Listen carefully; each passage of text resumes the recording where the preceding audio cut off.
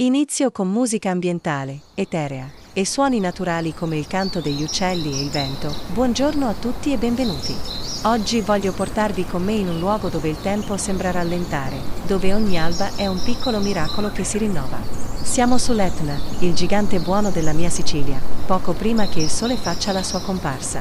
Guardate, nel silenzio che precede il giorno, la montagna respira antichi segreti. Il buio non è assenza, ma attesa. Ogni pietra qui ha una storia da raccontare, una storia di fuoco e di vita. E poi, eccola, la prima luce. Il cielo si tinge di sfumature delicate, dal rosa all'arancione, come un pittore che stende i suoi colori sulla tela della notte.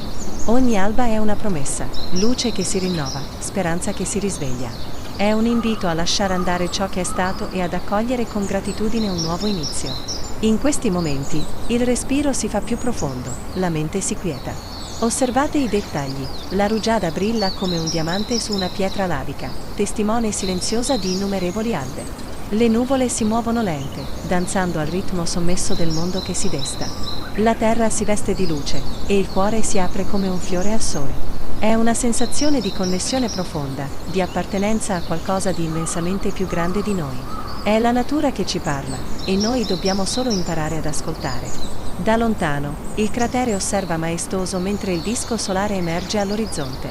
È un momento sacro, un'esplosione di pura bellezza che riempie gli occhi e l'anima.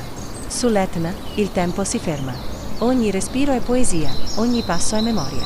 È come camminare sulle pagine di un libro millenario, sentendo l'eco delle generazioni passate e la forza indomita del vulcano. Le sagome degli alberi si stagliano contro il cielo infuocato, gli uccelli si levano in volo celebrando il nuovo giorno con il loro canto. I riflessi dorati danzano sulle foglie e sulla terra scura, trasformando il paesaggio in un'opera d'arte vivente. Cammino tra silenzi e bagliori, portando con me l'anima della mia terra. Un'anima forte, generosa, a tratti ruvida, ma sempre autentica.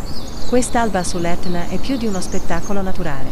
È un'esperienza spirituale. È un promemoria della bellezza che ci circonda, spesso ignorata nella fretta quotidiana. È un invito a fermarsi, a respirare, a meravigliarsi.